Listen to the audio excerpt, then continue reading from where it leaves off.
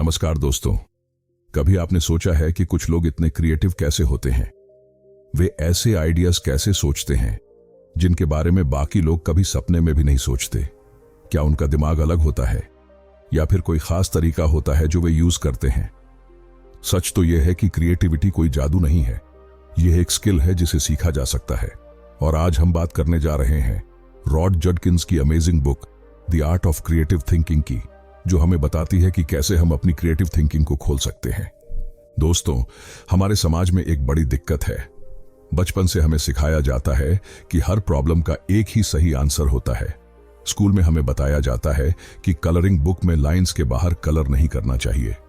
हमें कहा जाता है कि रूल्स फॉलो करो, सेफ रहो, रिस्क मत लो। लेकिन क्रिएटिविटी बिल्कुल उल्टी है।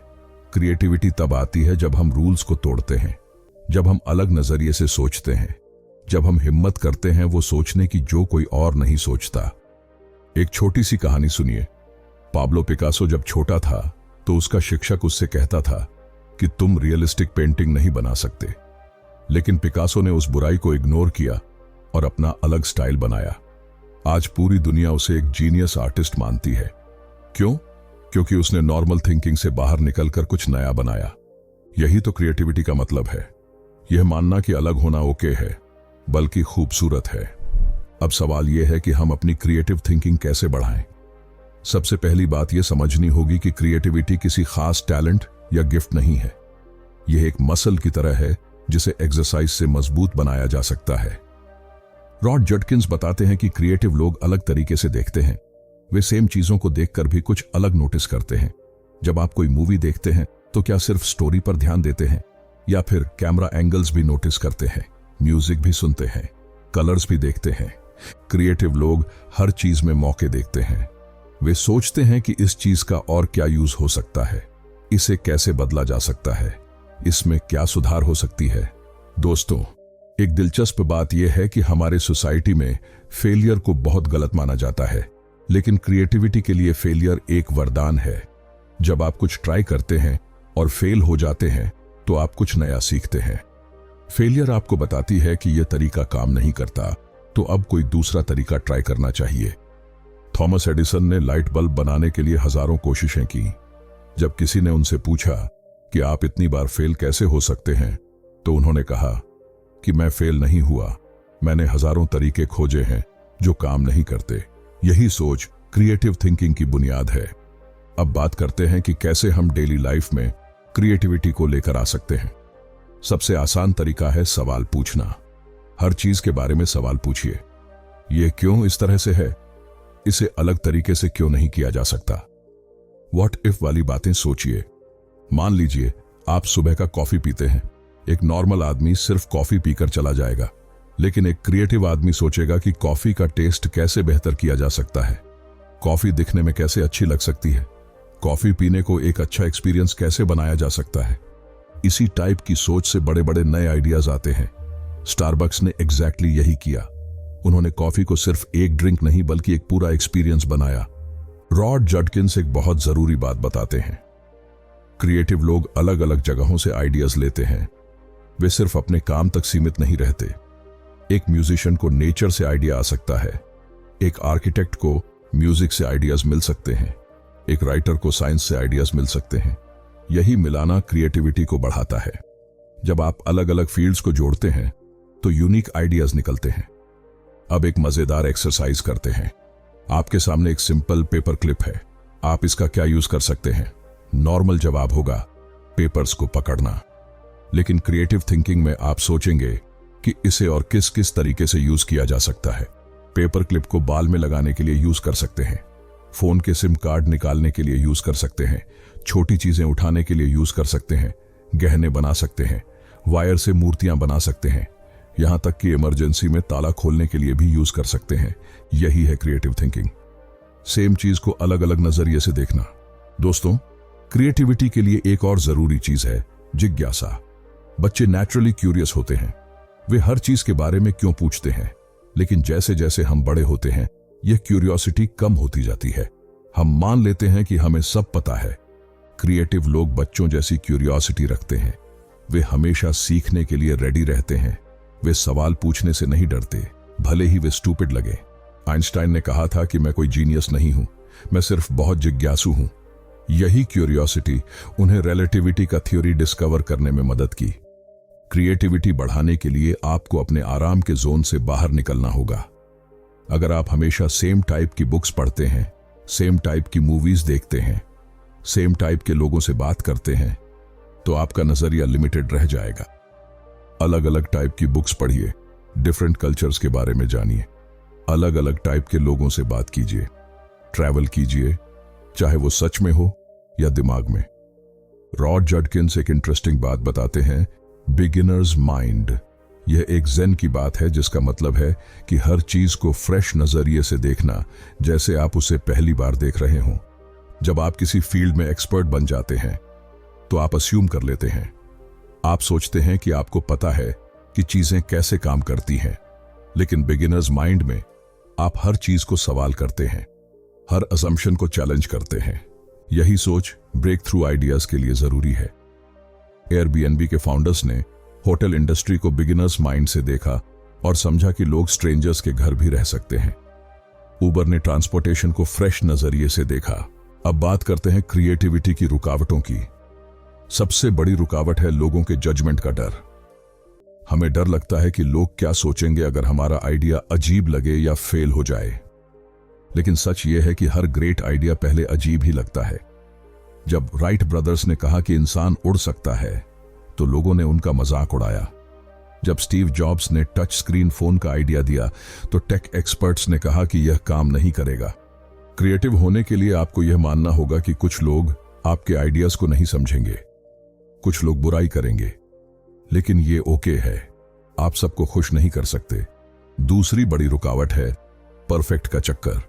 कई लोग परफेक्ट आइडिया का इंतजार करते हैं। वे सोचते हैं कि जब तक आइडिया कंप्लीट नहीं है, तब तक इसे शेयर नहीं करना चाहिए। लेकिन क्रिएटिविटी के लिए यह सोच नुकसानदायक है। आइडियाज को एक्शन में बदलना जरूरी है, चाहे वे अधूरे हों। जब आप आइडियाज को इंप्लीमेंट करते हैं तो आप सीखते हैं, फीडबैक मिलता है, सुधार होती है। फेसबुक भी शुरू में परफेक्ट नहीं था। गूगल भी सिंपल सर्च इंजन से शुरू हुआ था, लेकिन उन्होंने शुरू किया, बदलाव किया, सुधार किया। रॉड जडकिंस बताते हैं कि क्रिएटिव प्रोसेस में खेल का रोल बहुत जरूरी है। बच्चे नेचुरली खेलते हैं और इसी प्रोसेस में वे क्रिएटिव होते हैं। वे एक्सपेरिमेंट करते हैं, रूल्स बनाते हैं, तोड़ते हैं, फिर नए रूल्स बनाते हैं। बड़े लोग भी खेल सकते हैं। ये जरूरी नहीं कि गेम्स हों, ये मेंटल खेल हो सकता है। व्हाट इफ की बातें बनाना, रैंडम कनेक्शंस ढूंढना, अजीब आइडियाज सोचना, यह सब खेल का हिस्सा है। गूगल अपने एम्प्लॉइज को 20% टाइम देता है पर्सनल प्रोजेक्ट्स के लिए। इसी खेल के टाइम में जीमेल और गूगल न्यूज जैसे प्रोडक्ट्स बने। अब एक इंटरेस्टिंग टेक्निक बताता हूं, रैंडम वर्ड टेक्निक। यह क्रिएटिव प्रॉब्लम सॉल्विंग के लिए बहुत काम की है। जब आप किसी प्रॉब्लम पर फंस जाते हैं तो डिक्शनरी से कोई रैंडम वर्ड पिक कीजिए, फिर उस वर्ड को अपनी प्रॉब्लम से जोड़ने की कोशिश कीजिए।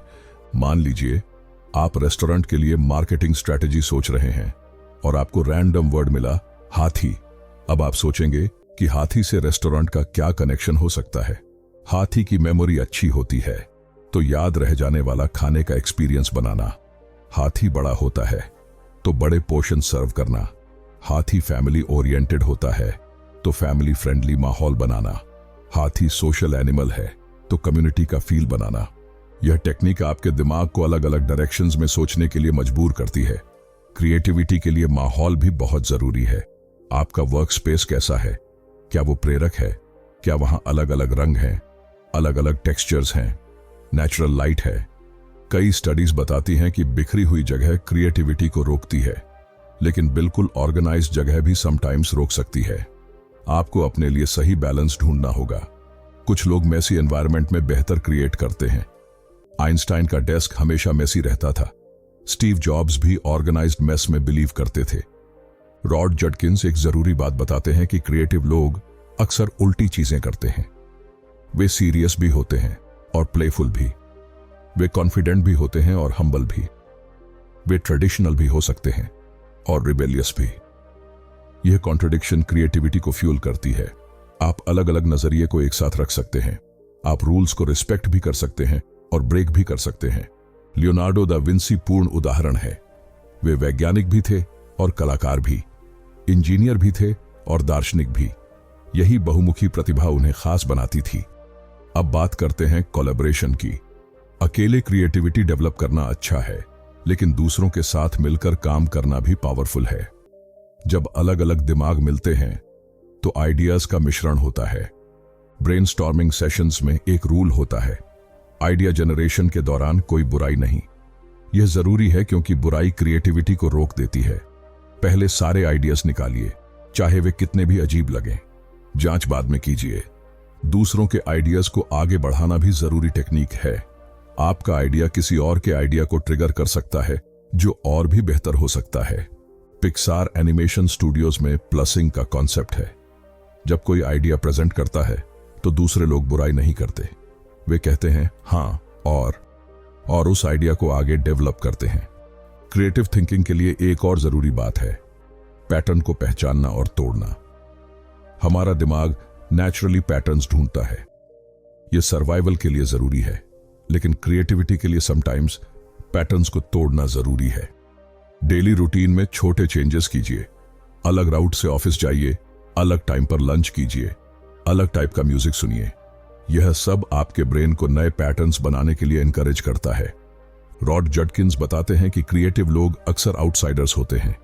वे मेन स्ट्रीम से थोड़ा अलग होते हैं। यह जरूरी नहीं कि बुरा हो। अलग नजरिया वैल्यूएबल है। अगर आप हमेशा फील करते हैं कि आप फिट इन नहीं कर रहे, तो यह आपकी क्रिएटिव स्ट्रेंथ हो सकती है। आप चीजों को अलग तरीके से देखते हैं क्योंकि आपका नजरिया यूनिक है। बहुत से ग्रेट आर्टिस्ट्स, राइटर्स और इनोवेटर्स आउटसाइडर्स थे। वैन गॉग अपने टाइम में मिसअंडरस्टूड था। एमिली डिकिंसन अकेली रहती थी।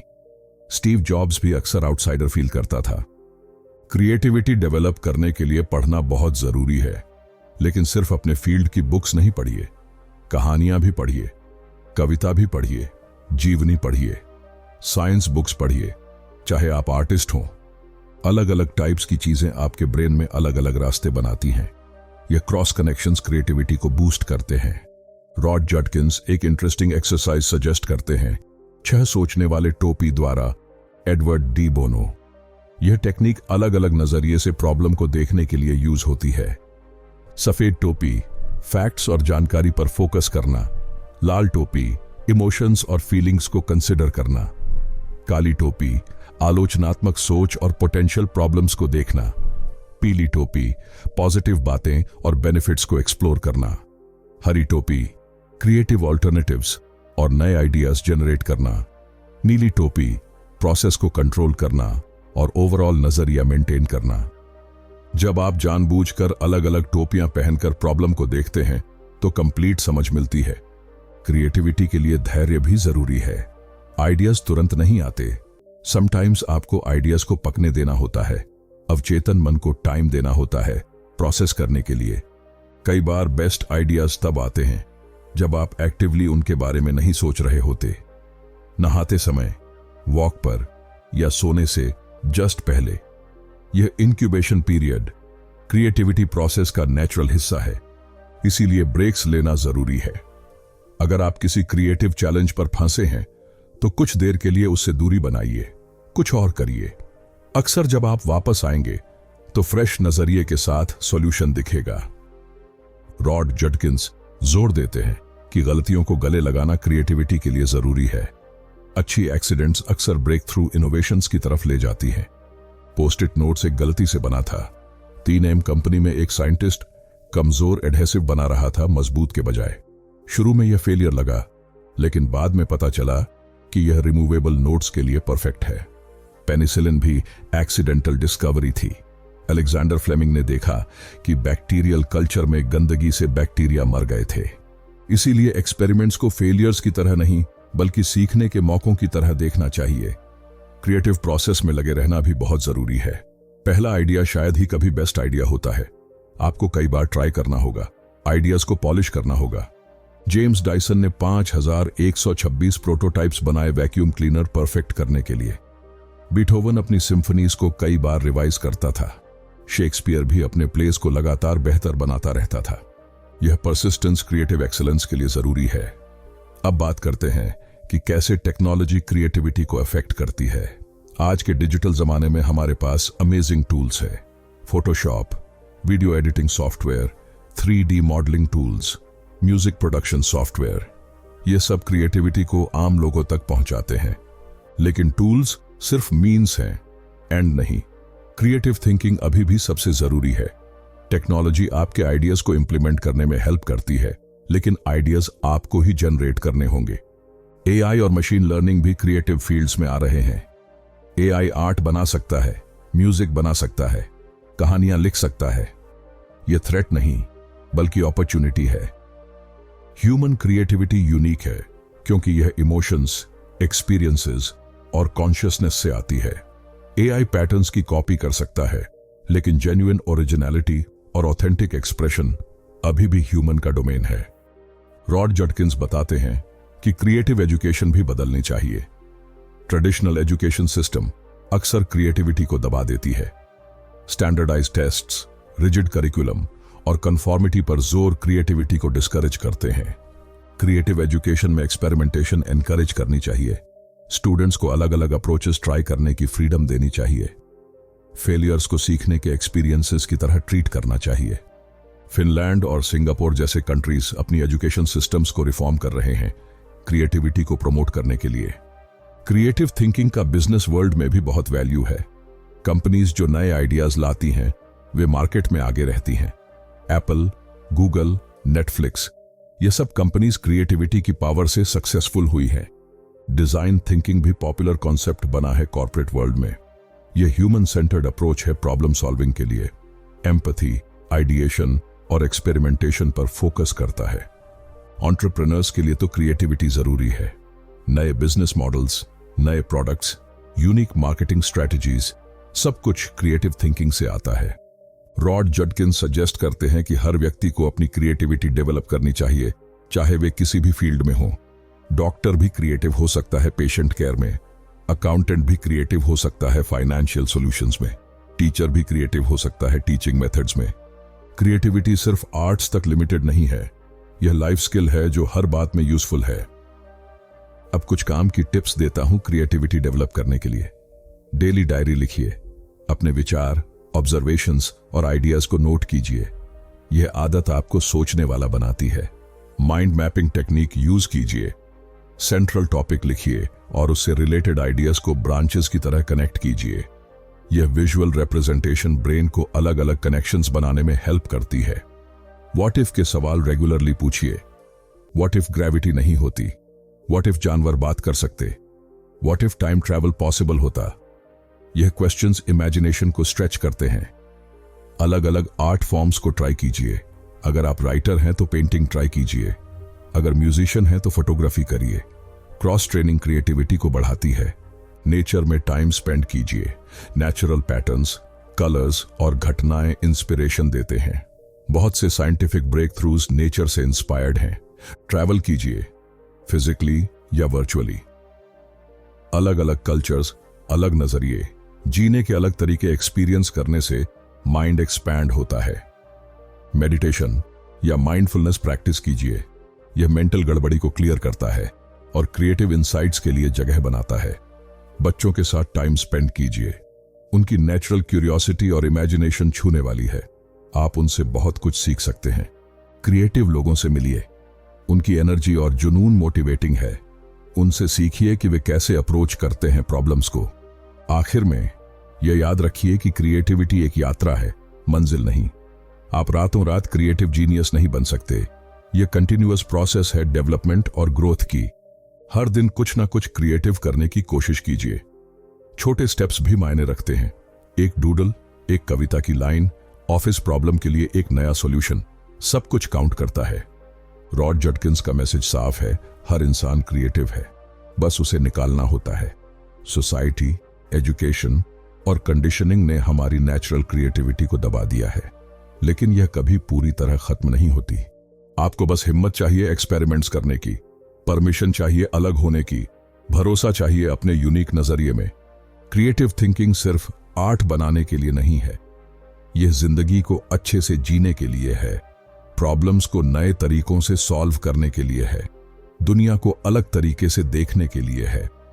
जब आप क्रिएटिव थिंकिंग डेवलप करते हैं तो आप ऑटोमेटिकली आशावादी बन जाते हैं, क्योंकि आप हर प्रॉब्लम में मौका देखने लगते हैं, हर चैलेंज में अपॉर्चुनिटी नजर आने लगती है। यह सोच जिंदगी बदल देती है। आप लिमिटेड रिसोर्सेज के साथ भी अमेजिंग रिजल्ट्स बना सकते हैं। आप ऑर्डिनरी सिचुएशंस को एक्स्ट्रॉर्डिनरी एक्सपीरियंसेस में बदल सकते हैं। दोस्तों, क्रिएटिविटी कोई बड़ी बात नहीं है, यह तो जरूरत है आज के बदलते जमाने में। जो लोग अडेप्ट कर सकते हैं, नए आइडियाज ला सकते हैं और क्रिएटिव सॉल्यूशंस फाइंड कर सकते हैं, वे आगे बढ़ेंगे। आपके अंदर भी वह चिंगारी है, बस उसे जलाना है। रूल्स को चैलेंज कीजिए, अपनी सोच को सवाल कीजिए, अलग अलग नजरिए को वेलकम कीजिए। रॉड जडकिंस की the art of creative thinking एक रोड मैप है उस जर्नी के लिए। यह प्रैक्टिकल टेक्निक्स देती है, इंस्पायरिंग एग्जाम्पल्स देती है और कॉन्फिडेंस देती है कि आप भी क्रिएटिव हो सकते हैं। तो अब इंतजार क्यों कर रहे हैं? आज से ही शुरू कीजिए अपनी क्रिएटिव जर्नी। एक छोटा एक्सपेरिमेंट कीजिए, एक अलग अप्रोच ट्राई कीजिए, एक अजीब आइडिया को एक्सप्लोर कीजिए। पता नहीं, आपका वह अजीब आइडिया अगला बड़ा इनोवेशन बन जाए। आपका वह अलग अप्रोच प्रॉब्लम सॉल्व कर दे। आपका वह क्रिएटिव एक्सपेरिमेंट जिंदगी बदल दे। क्रिएटिविटी परफेक्ट मोमेंट का इंतजार नहीं करती, यह परफेक्ट मोमेंट्स बना देती है। तो शुरू कीजिए अभी, यहीं, जो भी रिसोर्सेज आपके पास हैं उनके साथ। क्योंकि अंत में क्रिएटिव थिंकिंग सिर्फ आर्ट बनाने या प्रॉब्लम सॉल्व करने के बारे में नहीं है। यह है एक ऐसी जिंदगी बनाने के बारे में जो यूनिकली आपकी हो। एक जिंदगी जो आपकी सच्ची पर्सनालिटी को रिफ्लेक्ट करे। एक जिंदगी जो दूसरों को भी क्रिएटिव बनने के लिए इंस्पायर करे। अगर आपको यह बुक समरी हेल्पफुल लगी हो तो प्लीज शेयर कीजिए अपने दोस्तों के साथ। क्रिएटिविटी संक्रामक है, जितना ज्यादा हम फैलाएंगे उतनी ज्यादा दुनिया क्रिएटिव बनेगी। और हां, अपने क्रिएटिव एक्सपेरिमेंट्स के बारे में हमें बताना न भूलें। आपकी कहानियां इंस्पायर कर सकती हैं दूसरों को भी क्रिएटिव जर्नी शुरू करने के लिए। याद रखिए, आप यूनिक हैं, आपका नजरिया वैल्यूएबल है, आपकी क्रिएटिविटी दुनिया को बदल सकती है। बस आपको अपने आप पर भरोसा करना है और शुरू करना है। The art of creative thinking सिर्फ एक बुक नहीं है, यह जीने का तरीका है। Welcome to your creative journey. एक और बात दोस्तों, क्रिएटिविटी सिर्फ बड़े बड़े प्रोजेक्ट्स में नहीं होती। रोज की छोटी छोटी चीजों में भी क्रिएटिविटी हो सकती है। जैसे आप अपना रूम कैसे डेकोरेट करते हैं, खाना कैसे बनाते हैं, फ्रेंड्स के साथ कैसे टाइम स्पेंड करते हैं, ऑफिस में प्रेजेंटेशंस कैसे देते हैं। हर जगह क्रिएटिविटी का टच डाल सकते हैं। और जैसे जैसे आप यह करते जाएंगे, आपका क्रिएटिव मसल मजबूत होता जाएगा। एक इंटरेस्टिंग बात यह भी है कि क्रिएटिव लोग अक्सर अपने आइडियाज को डॉक्यूमेंट करते हैं। लियोनार्डो दा विंची के नोटबुक्स फेमस हैं। उनमें हर तरह के आइडियाज, स्केचेस, ऑब्जर्वेशंस थे। आप भी एक क्रिएटिविटी जर्नल रख सकते हैं। जब कोई रैंडम आइडिया आए तो उसे लिख दीजिए। कोई इंटरेस्टिंग ऑब्जर्वेशन हो तो नोट कर दीजिए। कोई वियर्ड कनेक्शन दिखे तो रिकॉर्ड कर दीजिए। बाद में जब आप इन नोट्स को देखेंगे तो आपको पैटर्न्स दिखेंगे, कनेक्शंस बनेंगे। और सबसे जरूरी बात, क्रिएटिव बनने के लिए आपको आर्टिस्ट बनने की जरूरत नहीं है। इंजीनियर भी क्रिएटिव हो सकता है नए सॉल्यूशंस बनाकर। सेल्स पर्सन भी क्रिएटिव हो सकता है यूनिक अप्रोचेस से। हाउसवाइफ भी क्रिएटिव हो सकती है इनोवेटिव तरीकों से घर चलाकर। क्रिएटिविटी एक एटीट्यूड है, एक way of looking at things है, एक विलिंगनेस है कि चीजों को अलग तरीके से देखा जाए। रॉड जडकिंस की बुक में एक और पावरफुल कॉन्सेप्ट है, व्हाट इफ थिंकिंग। यह वेरी सिंपल लगता है लेकिन बहुत इफेक्टिव है। जब भी आप किसी सिचुएशन में हो तो सोचिए, व्हाट इफ यह अलग होता, व्हाट इफ मैं इसे अलग तरीके से अप्रोच करूं। मान लीजिए आप ट्रैफिक में फंसे हैं। नॉर्मल रिएक्शन होगा फ्रस्ट्रेशन, लेकिन क्रिएटिव पर्सन सोचेगा, व्हाट इफ मैं इस टाइम को प्रोडक्टिव यूज करूं। पॉडकास्ट सुन सकता हूं, आइडियाज पर सोच सकता हूं, फोन कॉल्स कर सकता हूं। यही माइंड शिफ्ट क्रिएटिविटी की शुरुआत है, प्रॉब्लम्स को अपॉर्चुनिटीज में देखना। एक और जरूरी बात है, क्रिटिसिज्म को हैंडल करना। जब आप क्रिएटिव आइडियाज लेकर आएंगे तो कुछ लोग उनकी क्रिटिसिज्म करेंगे। यह नेचुरल है, हर नया आइडिया को रेजिस्टेंस मिलती है। लेकिन यहां समझदारी की जरूरत है। कुछ क्रिटिसिज्म कंस्ट्रक्टिव होती है और आपकी आइडिया को बेहतर बना सकती है। कुछ क्रिटिसिज्म सिर्फ नेगेटिविटी होती है जो आपको डिस्करेज करने के लिए होती है। कंस्ट्रक्टिव क्रिटिसिज्म को वेलकम कीजिए, उससे सीखिए, लेकिन ब्लाइंड क्रिटिसिज्म को इग्नोर कर दीजिए। आपको अपने आइडियाज में कॉन्फिडेंस रखना होगा। स्टीव जॉब्स को भी बहुत क्रिटिसिज्म मिली थी जब उन्होंने आईफोन का आइडिया दिया था। टेक एक्सपर्ट्स कह रहे थे कि टच स्क्रीन फोन वर्क नहीं करेगा, लेकिन जॉब्स ने अपने विजन पर भरोसा रखा। तो जब आपको क्रिटिसिज्म मिले तो पॉज करिए, सोचिए कि यह कंस्ट्रक्टिव है या डिस्ट्रक्टिव। अगर कंस्ट्रक्टिव है तो यूज कीजिए, अगर डिस्ट्रक्टिव है तो इग्नोर कीजिए। क्रिएटिविटी एक मैराथन है, स्प्रिंट नहीं।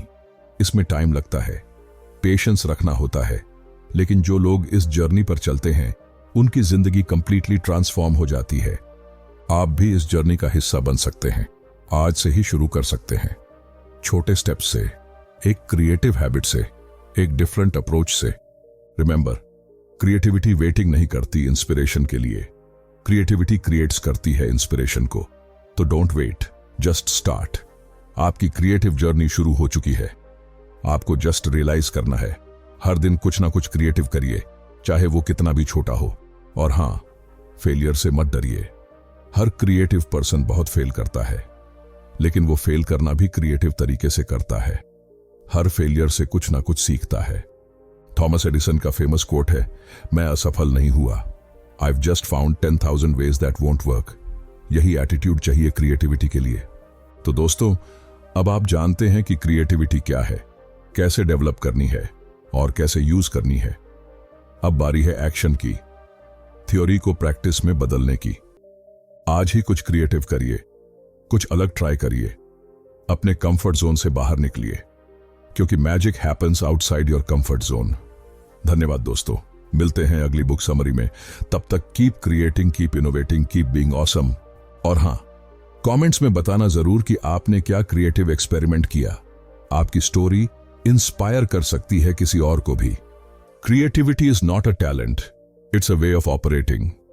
तो ऑपरेट कीजिए क्रिएटिवली, लाइव कीजिए creatively, be creative in everything you do. यही है the art of creative thinking का सार। अब आप भी इस आर्ट के मास्टर बन सकते हैं, बस शुरुआत करनी है। All the best for your creative journey, keep rocking.